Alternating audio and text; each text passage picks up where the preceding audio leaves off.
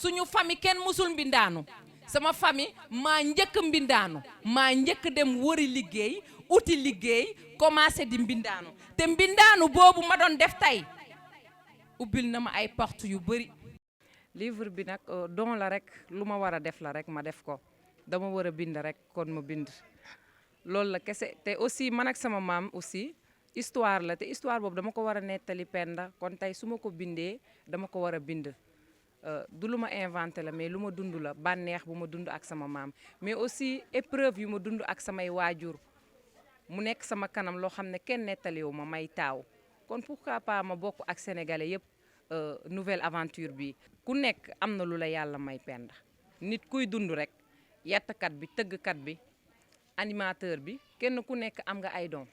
mais yow mii si sa bopp yaa ko war a fësal yaa war a xam ne yow lii nga war a def lii nga war a dimbalee sa askan man tey comme man tey Khadija Moussa Ba lan laa war a dimbalee sama askan mooy bindal leen ay histoire yoo xam ne da leen di jëriñ yoo xam ne da leen di indiwaat yoo xam ne tey jii képp ku nekkoon ndeysaan ci lu metti bu liiree man sama histoire dina ne ah méttit fii la yem. ndax dama ko invité plateau bi mu ñëwee Khadija ma wax j'espère que ñu bëri seetaan nañu émission bi ah tout est des mu jooy nag après man maa ne ko bu fi jooy de dama dellu si waat ko indiwaat ko bon voilà mais quand même li nga xamante ni moo nekkoon l'essentiel lépp wax na ko comme loolu lañ soxla woon et en plus dina defaat retour encore sur l'Evidence TV ñu fexe aussi tamit ni mu ñëwee Malikia TV ki ngeen gis mu wax léegi foofu la jógee di Malikia TV muy El Hadji Omar di sama frère di sama xarit aussi donc li ñuy wax rek parfois dañuy wax réseaux sociaux dafa nekk loo xamante ne nii gars yi ñu ngi koy jëlee d'une part dafa bon ñi nga xam ne ñoo ciy war lu baax jëlee ko beneen côté dafa baax comme sama genre yi parce que wane la na ma ak Khadija Moussa Ba donte que sant bi neexul ndax man Diallo laa sant maa ko dàq sant voilà moom santam neexul donc voilà man maa ko dàq sant voilà mu wane la ma ak Khadija Moussa Ba à travers ki nga xamante ne suñu frère la man maa naan ko l'avocat des femmes muy ki nga xam ne moo di Pablo Escobar nekk sama xarit mu xamante Khadija ñëw présenté ma ko ñu def appel ñu dégloonte man nag yàlla bindee na ma nee na bu ma bëggul dugg ci yow du ma dugg ci yow am na geste am na loo may woon doo ma xam yàlla bindee na ma noonu ni mu ñëwee ci man ma am confiance ci moom gëm ni que kii su ma àndee ak moom dinaa ci gis sama bopp donte que moom tamit dina ci gis boppam bi ma expliquer livre bi envoyé ma ay extrait ma xool xam ni que kii ku ko jàppale mu dem donc day mel ni barigo ci mbartal la puus mu dem puusul mu dem tàccu leen loolu ci Khadija avant ñuy continuer ngeen jégal ma peut-être du ma jël parole bi ba mu gudd parce que sama caméraman bi dafa war a dellu ba ITV donc avec donc en fait dinaa xaw a gàttal mu nekk une femme battante li xaritam wax léegi àndandoo bu yàgg dafa yombul jamono ji ndax dañ ne ki nga xamante ni moo di maam Khalifa Serigne Babacar Sy dafa ne boo ko présenté tey jii sa mbokk sa nit boo toogee 100 ans nga ñëwaat ci moom di la ne ana kooku su fekkee ne da nga koo bàyyi yow bokkoo ci moom ndax warkat nga kon donc nañuy gën di dëggu dañuy gën di àndandoo gën di gëm suñu bopp xam ni que suñu xarit ami d'enfance dafa nekk loo xamante ne ni lu dëggu la koo àndal mu nekk xale xamal na la lu bëri kon kooku noonu waruloo toog sax ba ngay def dara yow te fekk toogul muy kenn ci ñoom wala muy ñaar ci ñoom li ci des na Khadija waxtaanee nañ ko keroog mu ne ma Penda ma ne ko naam ñu waxtaan ci lu bëri ci fi ñu jëm nag incha allahu rabbi am nañu yaakaar ni dinañu xuus bu fekkente ne dañ koy xuus dinañu dox bu ñu fas yéenee dox mais tamit aussi dinañu raam donte ko romb nañ ko waxin la yaakaar naa ni déggin la laaj maa ngi jéggalu bu baax a baax papa sama papa yi dama leen a waroon a nuyu ca nuyu njëkk ya maa ngi jéggalu comme ni ma koy defee ci émission donc remercier ñëpp Coach Ka yow na xamal ne am nga beneen élément man damay ñëw adhéré si nga jàngal ma Khadija voilà madame maa ngi leen di remercier bu baax a baax di am mbégte contentement ci ñëpp vraiment maman yow aussi yow tamit maa ngi lay ziar di am mbégte ci yow woo na ma téléphone déggante nañu Penda bëgg naa la te gisaguma la dafa neex maa ngi nii Penda mu ngi nii donc benn Penda la benn lu tuuti lu xeebu rek. mais nañu consommer bii ba pare ñëw leen ñu jàppalante ci bii ba pare ndax bii nii mooy héritage yu mère Bari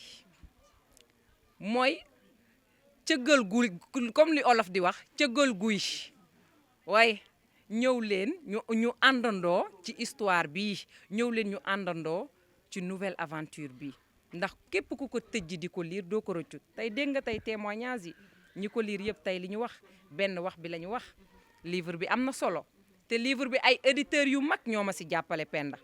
ma fay si xaalis bu weex tàll nag kenn dimbaliwu ma aw ma benn financement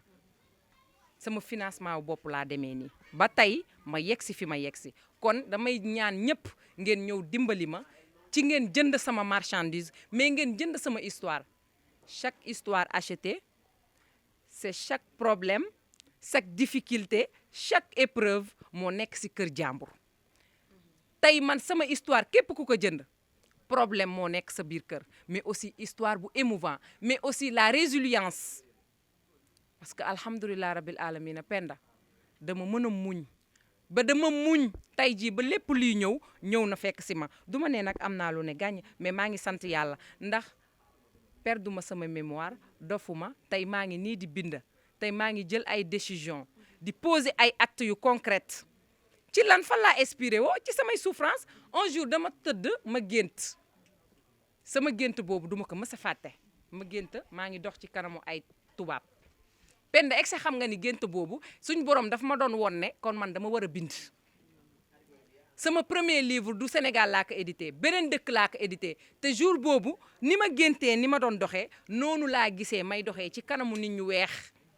faut pas laisser les épreuves nous dominent oui les épreuves sont là mais les épreuves vont partir faut pas qu'on se focalise, ça ne va jamais changer de même toucher la drogue un mégot de cigarette peut bousiller ta vie, peut te détruire. Transforme tes douleurs en lumière. Écris ton propre histoire. C'est à toi de changer ta destinée. Personne ne le fera à ta place. Sa dignité, boum la jaral dara Penda. Lu mu metti metti metti bul jaay sa ngor. Man foofu rek lay waxee lu mu metti metti bul jaay sa ngor. Bu guddee dina bëccëg te bu tawee dina sebet. nañu am patience te aussi Penda une chose aussi nañu xam ne métit dalay def yow ki nga war a doon tey si je suis là à me glorifier devant vous du leen samay épreuve moo tax ma am fit ba ne damay organiser lii ndax man xale bu ndaw la suis né de 99 mais c'est les épreuves qui m'ont poussé et aussi Monsieur Ka derrière moi Monsieur Ka on s'est connu sur TikTok mais Monsieur Ka aw ma lu ma koy fay Monsieur Ka ne m'a demandé rien du tout Monsieur Ka m'a aidé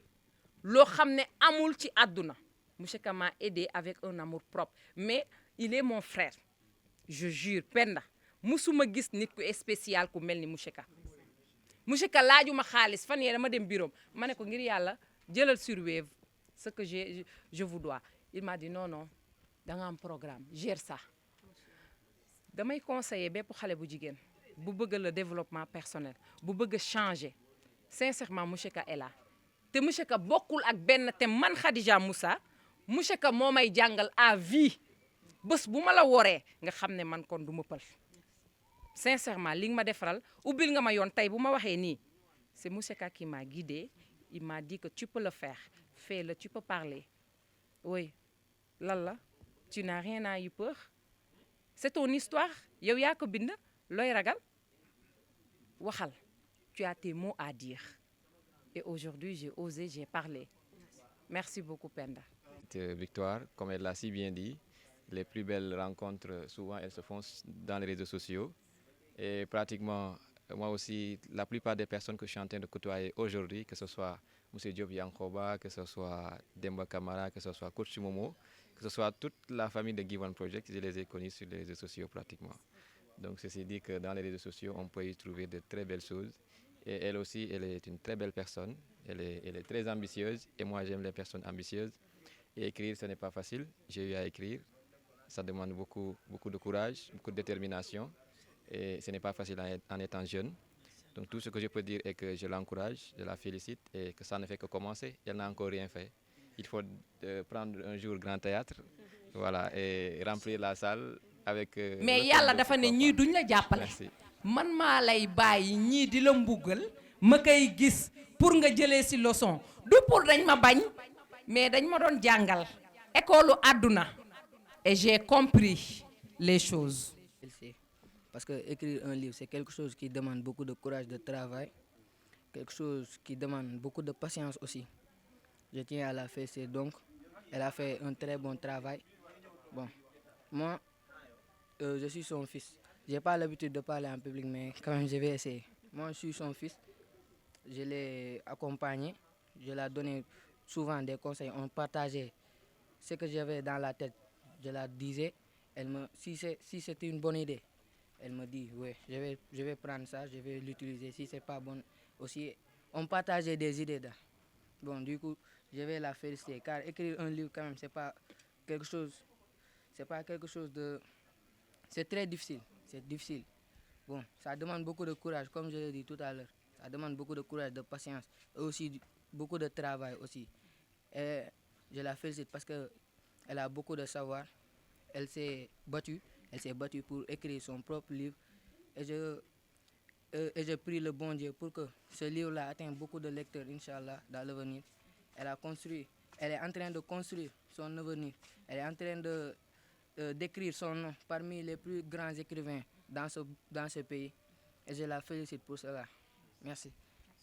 Penda kii sama frère la ñoo bokk ndey. ay laax Moustapha day jënd fekk bëggul lekk laax sax des fois am ku ñëw ne ma waayu Khadija pourquoi tu vends du laax et du beignet je dis que loolu laa fi am maa ngi jàng maa ngi jaay maa ngi def les deux à la fois bii bu doxul bee dina dox mais musuma bàyyi sama xam-xam musuma sànni sama xam-xam. Merci. Merci beaucoup.